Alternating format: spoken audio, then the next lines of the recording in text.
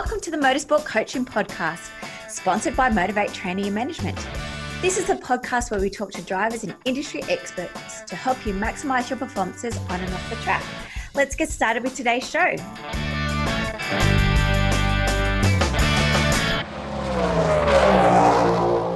Hey guys, and welcome to episode 48 of the Motorsport Coaching Podcast. I am your host, Belinda Risley, and today I'm joined by Rachelle Wilson. She's passionate about all things motorsport. She's a motorsport competitor and an advocate for increasing female participation in motorsports. Rachelle is director of not one but two boards, one being the director of Australian Racing Drivers Club and the other for Karting New South Wales as a marketing director. She's also the creator and program director of the Women's Motorsport Development Program, which you're going to hear lots about today. And in her spare time, she has recently started Race Chix Motorsports to help grow the community of women involved in all genres of motorsport. Race Chix will be hosting networking events throughout Australia and will have merchandise for sale for females involved in karting, cars, bikes and boats. We thought it would be a fantastic idea if she possibly launched it at the upcoming Motorsport Industry Conference, which will be held in November this year in Melbourne. If you guys haven't filled out your expression of interest, there'll be a link in today's show notes. We'd love to hear who you'd love to hear from, as in speakers, what kind of exhibitors you would like, the topics you would like covered, how much you're willing to pay, and of course, if there's any other locations. So please head to today's show notes to get that link to fill in the survey for the Motorsport Industry Conference. Let's get started with today's show. Rachelle, welcome to the show. Thank you for having me. We've got a brand new segment that we're going to start off with today, the Fast Four, sponsored by Plus Fitness. So, number one, favourite racetrack?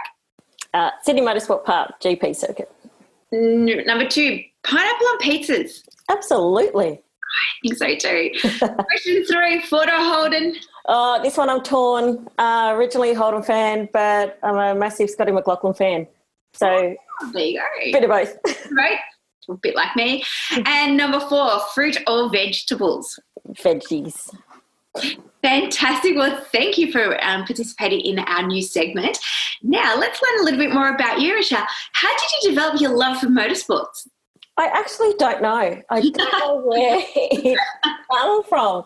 My family weren't involved in motorsport. I grew up in an all-girls family. Wow. I honestly don't know where it came from. It developed in my 20s. Yeah. And then I just became addicted to V8 supercars. Oh, wow. So this is another great story. Previously, we interviewed Tanea McLeod, who pretty much herself volunteered her way into her business that she started today from Cloud Media. Oh, so, wow. I mean, you've got lots of hands in different pies at the moment. But let's start off. You're the director of Australian Racing Drivers Club. What does that tell involved, and how did you even get to that point? So I'm on the board of Australian Racing Drivers Club that powers Sydney Motorsport Park. So they put a call out in 2017. They had two appointed positions available, and they were wanting to fill those with two females. Mm-hmm. They wanted to broaden their diversity on the board. So they put out a list of criteria of people that they were looking for, and I ticked off a few of those. So we went through an application process, and I was appointed in October 2017. Fantastic. So how did you get to that point? Like, from going from a fan to becoming on a board of directors, what was your kind of story in between? And that happened in the space of about 6 years. So as I said, massive fan of V8 supercars, and I was, going to events, and I was at Homebush one year, I think it was in 2012, and Cam's had a stand there in the dome when they had the car displays, and they had a display for a come and try. They were advertising come and tries at Sydney Motorsport Park. Yeah, and it was a crazy price, like $30 or something like that, like per person. And I had absolutely no idea that anybody can take their road registered car to the track and compete. Mm-hmm. Not only can you take your car and do track days, but I didn't know that you could compete. I didn't even know the world of grassroots motorsport existed. I didn't know that the world of car clubs existed. I had no idea.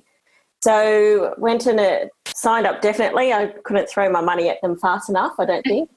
And then in January went to Sydney Motorsport Park. They were doing a super sprint. We had instructors with us on the South Circuit for half the day, and then we did the skid pan, like a Motorcana, for the rest of the day.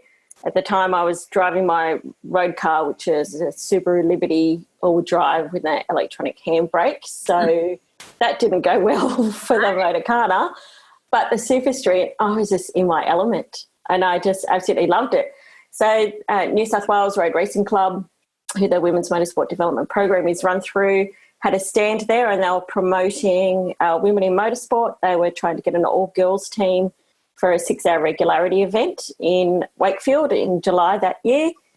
And again, I was talking to them and I asked them who was there, what was in terms of numbers, like member numbers. And I said, who's number one? And they said, Mark Scaife. And so, that was my fangirling moment. But with supercars, I was a massive Scaife fan. Those listening, don't hold it against me if you don't like him, but I still love him. And so, again, couldn't throw my money at them fast enough and joined New South Wales Road Racing Club and started competing. And then I think the next year I put my hand up to be on the committee of the club. So I was on the committee for a couple of years. I was membership officer. And then that is also how I created how the development program came about, because we were trying to, after we had the All Girls 6-hour team, the regularity team, and that went really well. And then we were attending other events. We were doing like Top Gear Festival and having displays, club displays at supercars and any other event we could have. And we kept trying to get girls to join up, and then they might have been interested at the time, but they'd never come to an event. Yeah. And I just thought, there's something wrong here. It's just not working. We're not breaking through. And I have a background in events and training, so I just pretty much coupled my passion and my skills and experience and knowledge, and I created the Women's Motorsport Development Program because I realised that it needed to be a progression.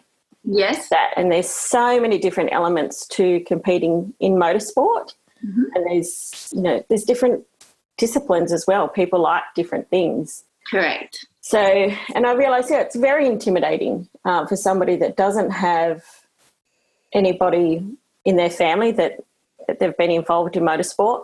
Yes. So I developed, the Women's Motorsport Development Program out of that, and then that led me to applying for the board position. That's a really long answer. No, it's a fantastic answer because obviously it answered about how the concept about the program came along. So that's fantastic. So while we're talking about the Motorsport Development Program, tell us about what is the program and where is it held? And you've kind of gave us a little bit of insight, but go through the 10 steps. Yeah, sure. So it's a 10-part program and it runs over 4 months. It is the only program of its kind in Australia. We've just completed our 3rd year, which is just fantastic. So the program runs over 4 months. So we start with a meet and greet where the girls can meet some driver trainers and they get to meet themselves. They get to meet past participants of the program. And we do a theory session as well, like a bit of a technical day. And at the start and at the end of the program, they do driver training days. Mm-hmm. So with professional race car drivers. Yes. So this year we had Tim Brooke and Emily Duggan from the Toyota 86 series. Mm-hmm. And last year we had Barton Moore, world time attack champion, and Emily was part of the program as well last year. And then they also cover 4 motorsport disciplines. We do Motorcana, hill climb, regularity, and super sprints. We have a basic car maintenance workshop. We do an officials training day, which I think is the most important part of the program, because you learn so much from being an official. You learn so much about driving on the track. Off the track is what you do on the track with being an official. And then they graduate the program by competing in a Cairns State Super Sprint round. So they go from majority of the girls have never been on the track before, and by the end of the program they're competitive in being able to confidently compete in a Cairns State Super Sprint round, and they know everything that they need to do before the event, car setup, everything. They understand supplementary regulations. Yep, they know exactly what to do to be able to compete in Cairns State Super Sprint without any intimidation whatsoever. And that's because you've educated them throughout the 4 months? Correct, yeah. So each part we do, there's a lot of learnings that go along with it, and they get mentors as well throughout the day or throughout the program, which also takes them through, what you do when you first arrive at the track, or if you want to change grid positions, if you have a problem on the track. So they all know, about what the clerk course does, and stewards and scrutineers and everything. And who's the program targeted at? It's all women, basically. They just need to be aged 14 and over. Yep. So the ages of our program do range from 14 to 55. So it's designed for people that have either never been on the track before and they want to get into motorsport, but they may not have known how to get into competing in motorsport. Yep. Or we've had a few girls that have done a few club track days, so say like MX5 club or track day club, but haven't taken it to that next competitive level. It's also aimed at them as well. Or we've had a couple of girls that have been competing in events, like a few events, but they've also learned, they've learned a lot and got a lot out of the program as well. But the main target for the program is for those that haven't competed in motorsport previously. Fantastic. And Rachelle, can you talk us through what's the difference in the 4 categories you mentioned, the skid pan, Motorcana, hill climb, super sprint? Yeah, sure. So Motorcana is classified as a non-speed event, where the others are classified as speed event. So they need a CAMS L2S license. So Motorcana is, the Motorcanas that we do carried out on a wet skid pan. So, and they call them tests. So it's where you put out not really a track, but they put out witches' hats in a format, and you have a plan, and then they have to go and complete the course effectively around witches' hats. So it teaches them car control, mainly with the Motorcana, and it's just a really fun and inexpensive motorsport discipline, because you don't need to wear a helmet, you don't need a race suit. You don't need to worry about race brakes, track like semi-slicks or anything like that. Yeah. And you can have passengers as well. So I generally laugh my way around the Motorcana and the passengers as well. And so they're a really fun discipline and a cheap discipline of motorsport. Yeah. Then we have hill climbs, which is basically the fastest person up the hill wins. So they're a lot of fun as well. They are classified as a speed event though, so you need all the same apparel and meet the safety requirements as you do competing in circuit events. And so regularity, that is a discipline for consistency.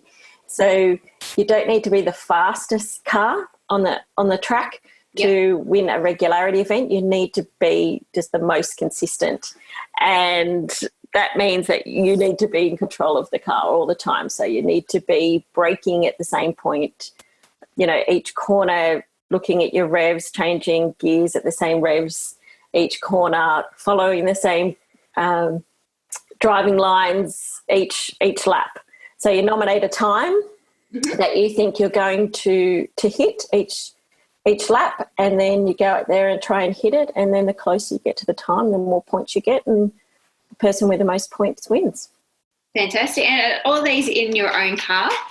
Yes, all in your own car.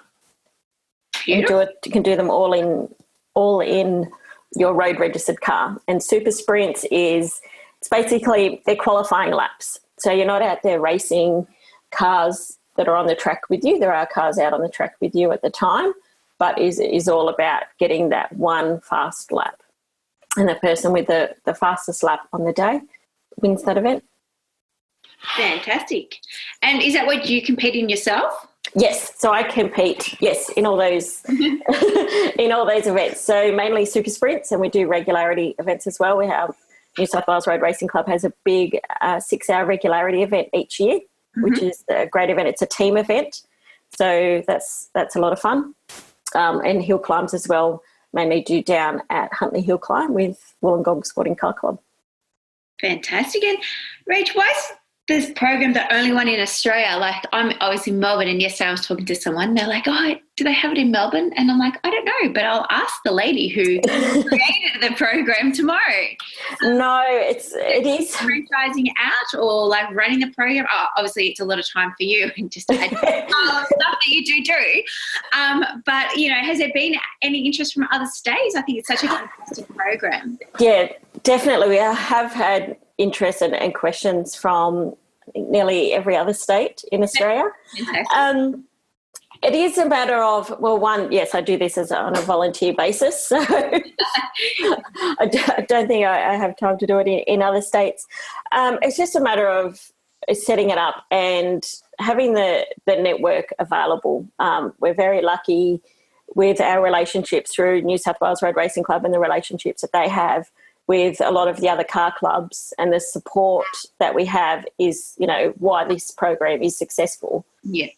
Because they can see that the success of the program, that it's working, because they're getting to see the girls continue on competing after they've finished the program. One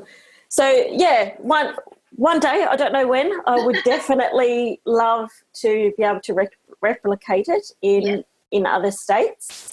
It's just, that time. I mean, then I've also had a lot of guys as well say to me, where's the guys program? Why can't we have a guys program?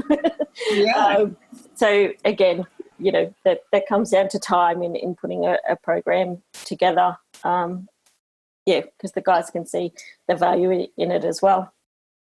Fantastic. And you've had a great success rate of the last 3 years. Have many of the females gone on to compete regularly, or what's kind of the next step after the course? Yeah, so the next step after the course is them get as much track time as they can. Throughout the program, they generally work out what type of events they prefer to do, whether it is they have more alignment just with them personally in doing hill climbs or motorcarnas or the speed events with regularity, like the circuit events and super sprints. But, quite a few of the girls have now gone on to purchase just track dedicated cars, and they're competing. One of the girls from last year is now coming second in the New South Wales Road Racing Club Championship. Oh, and, won her class in the Cairns State Round last weekend. One of the girls a couple of the girls actually from the 2016 program have competed in the Victorian, gone down to Phillip Island and competed in the Victorian 6-hour event down there. So, they're doing really well. Fantastic. Do you feel really proud when you hear the results of previous participants? Oh, absolutely. I'm like a proud mama bear. Yeah. Definitely, very, very proud in what they're achieving and in going on to fulfill their, I guess, dreams and passion of competing in motorsport. Yeah, it must be great just to see their confidence around a vehicle after the 10 weeks. Yeah, definitely. Their confidence that and that's one of the things I love about the program is just watching and seeing their confidence build. Like I had one lady that in the first part of the program this year, she was too scared to go out on the track without a driver trainer in the car with her. Mm-hmm. And she's now flying around the racetrack doing passing moves, and yeah, just to see the difference in her is just fantastic and just puts the biggest smile on my face. Yeah, it would be very rewarding. Well done. Thank you. So the 2019 program has just wrapped up. We've got a dinner coming up in the next couple of weeks. Yep. When do the applications open for 2020? So we have an expression of interest open at the moment, which people can go onto the website and register their expression of interest. And the website is wmdp.com.au, and that stands for Women's Motorsport Development Program. And what we'll be doing is the people that have registered an expression of interest, they will have first opportunity to register. And applications or registrations won't open until either December or January, February next year. What we need to do is just wait till all the track dates and competition dates are set by everybody and all the tracks. So it's a big process that we go to, and it's a little bit like getting the stars to align in getting the dates set up. And because with this year's program, it covered 3 or 4 racetracks. It was Sydney Motorsport Park, Wakefield Park down at Goulburn, Pheasant Wood Circuit at Marulan, and also the Huntley Hill Climb down at Dapto. So once we have everybody's calendars, then we work it out, and then also getting our driver trainers availability as well. So, waiting till the sports sedans calendar is set and the 86 series is set and things like that. So so it should be registrations all open in December or early next year. Fantastic. And we'll put the link for the expression of interest into the show notes. So if anyone's interested to learn a little bit more, and I guess would it be beneficial for parents of drivers that are racing cars for them to maybe to try and get an insight into what their son or daughter goes through when they're competing? Absolutely. A lady who competed previously, but her now son and husband competes as well. She's done it. I've had, a wife in 2016 come and compete, and definitely they get a full understanding of, that full holistic view of what goes on at an event. So, yeah, definitely. Fantastic. I need to stop saying that word today. So in your spare time, Rachelle, you are the marketing director of Karting New South Wales. Yes. So again, how did that role come about? Yes. Have you raced karts before? No. So that came through because of the Women's Motorsport Development Program. So previously I used to be on the Women of Australian Motorsport Committee, which was through CAMS. Yep. And a fellow committee member has a friend in the Endurance Karting Association, so TICA, and he approached her about getting more women. They wanted to get more women into karting. So, so my friend, she said, no, you need to ring Rachelle and she'll be the best person to speak with. So I was like, so before this, karting was definitely not on my radar. Yeah. So I spoke with the president of TICA, and I thought, okay, that's a great initiative that they're doing. So I put the call out to the program girls, and so then we fielded a team at a 6-hour. It was a baptism of fire, pretty much. First karting event, went up to Newcastle, and the girls competed in a 6-hour kart race. Yeah, it was a team event, and so I managed the team and helped them with that. I didn't drive myself. And then from that, Karting New South Wales heard about me and heard about the program, and they approached me and asked me to come on board. So I thought, sure. And is that a full-time role or is that a... So okay, that's a board position role, so another volunteer role. Yeah. So we have a very small staff at Karting New South Wales, so we just, help them with the governance and strategic direction and, doing what we can, and I'm trying to help as much as we can from the marketing side to continue to help grow the sport of karting in New South Wales. Yeah, because it's had just a separation at the moment from Karting Australia. And so it's just basically baby steps. It is, yeah. There's a lot of work to do, but we're getting there. A lot of the foundation and the groundwork has been done.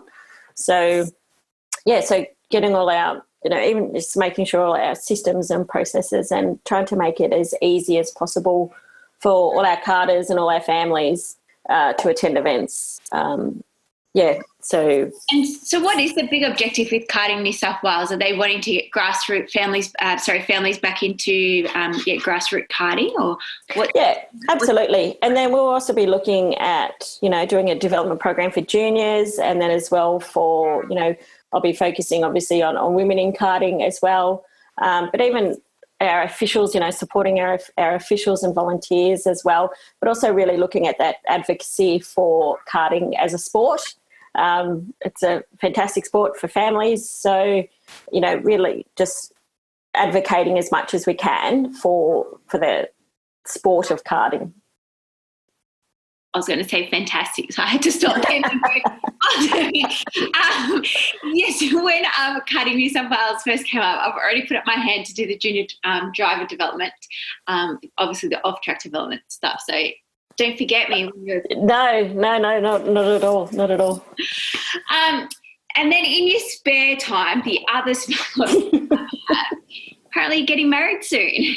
Yes, that is in a couple of weeks. Is your fiancé involved in motorsports as well, or is he just very understanding? He wasn't into motorsport when we met. Yeah. He was into soccer and rock climbing. Yes. And the poor guy, I've converted him. Yes. And so choice.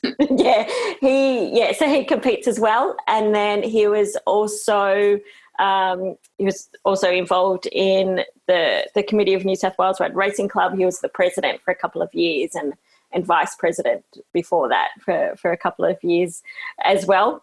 So he keeps telling me it's all my fault, and I'm happy with that. But he's the biggest supporter and advocate for the development program. So I couldn't do it without him. But he does keep saying to me, "Oh, my time's in the honeymoon, isn't it?" I'm like, yes, sorry about that. So after the wedding, we're off to Italy for a month, which I'm really, really looking forward to. Can't wait for that. I've never been. But the first 3 days of our honeymoon, we're officialing at the Formula One at Monza. Of course you are. Every girl wants to do on her honeymoon. Yes. So we wanted to go and say, no, we're officials. We should just go and official and we'll get better seats. Yeah. So the first 3 days, hopefully we won't have jet lag. Yes. We'll be spending orange overalls at the racetrack. Nice. And then when you come back, you're going to be focusing on something a little bit more on a networking business. I am, yes. So, yes, I wanted to launch it before we went away, but it just, I haven't had the time, unfortunately. That's right. So what I've realised, and through my experience and over the last few years, is that motorsport is quite fragmented, and because our numbers are so low, like our participation rates for females in motorsport, it's now at 11%. A few years ago it was 7%, so it is increasing, which is great. Yeah. But what I find is that with clubs, there's not enough females involved in the clubs to create that community for women in motorsport. And I find that's something that we, as females, as the creatures that we are, we like to be part of something and like to have that supportive community around us. And understanding of what's going on. Yeah.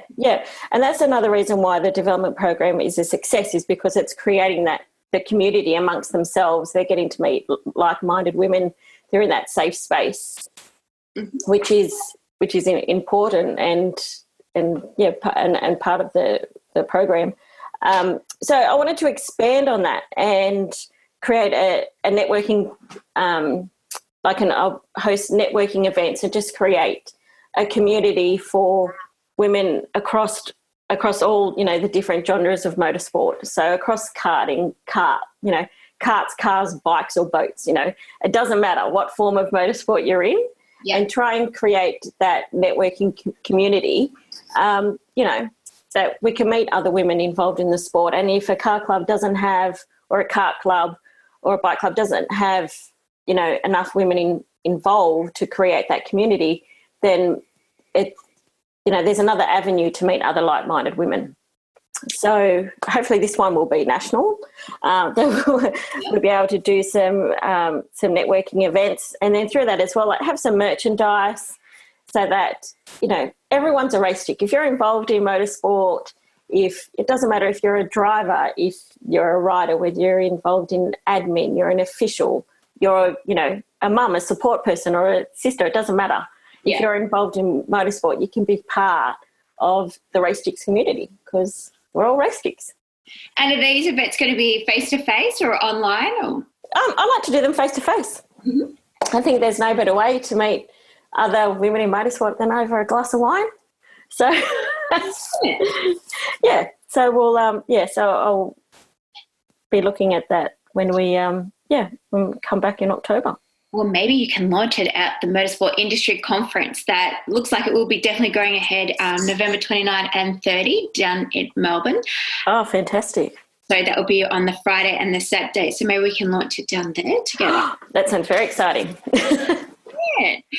And then after all of that, Rachelle, what is your grand plan? What's the bigger picture for, will you still be Miss Wilson or are you changing your name up? No, I'll be changing my name, so I'll be Rachelle Sterling.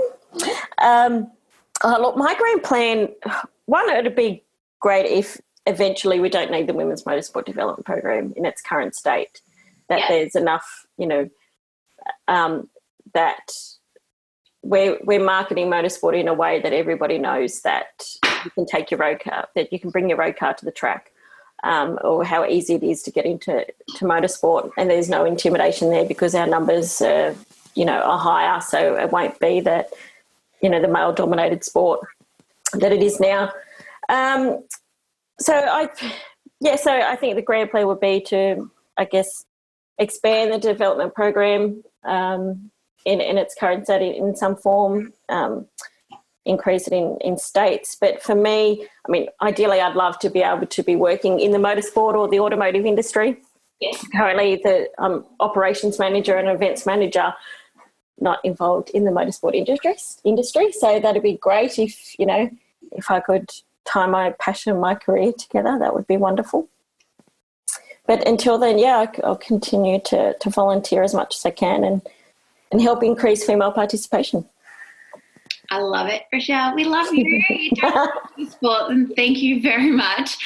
Have you come across any challenges, working in such a male-dominant industry? Not as such. I found that everyone has been very supportive. From the time I started. Mm-hmm. I think initially getting the program off the ground was a challenge because it was new and it was different. It was out of the box. It took a bit of convincing that it would work. So that was a bit of a challenge. I guess the biggest challenge was not knowing until I was in my mid-30s that this was available to me. Yeah. Personally, no real big challenges, no. Great to hear. We're all here for the same purpose, which is... That's it. And so you're always looking for sponsors, obviously, for the Motorsport Development Program, whether it's financial products or services. If people are interested in supporting the program, how can they get in contact with you? Yeah, definitely. Always looking for sponsors, whether it is a financial sponsorship or in kind, or even we've had some companies come on board and offering discounts for participants in the program as well. That is a way that people can support more women in motorsport. But yeah, there's a contact us page on the development program website, or they can send us a message via our Facebook page. Awesome. As I said, all of the links for the Motorsport Development Program will be in the show notes. And the link to Race Chix Facebook page is up. Is that correct? Yes, it is. Yeah, so Race Chix Motorsport. So it's kind of at the coming soon stage, but it's coming soon. Fantastic. Well, again, thank you very much today for your time, Rachelle. I love this interview. It's great. Me too. Love supporting other women within the industry. Hopefully we'll, do some great things going forward, both together and on personal notes. Yes, definitely. Sounds good. I think it's an exciting time. Well, thanks everyone for listening to this week's show. I really hope you enjoyed that one as much as I did. Now, remember, all the show notes with the links and the specials mentioned in today's show are available over at motivatetraining.com.au. If you haven't already, I'd really appreciate it if you could head to iTunes or Stitcher, type in Motorsport Coaching, subscribe, and leave us a review. Each week, I'll read them out and you'll go into a monthly draw to win a fantastic prize. If you have any questions or comments, please email us at motivatetraining.com.au or head over to our Facebook page at Motivate Until next time, take care.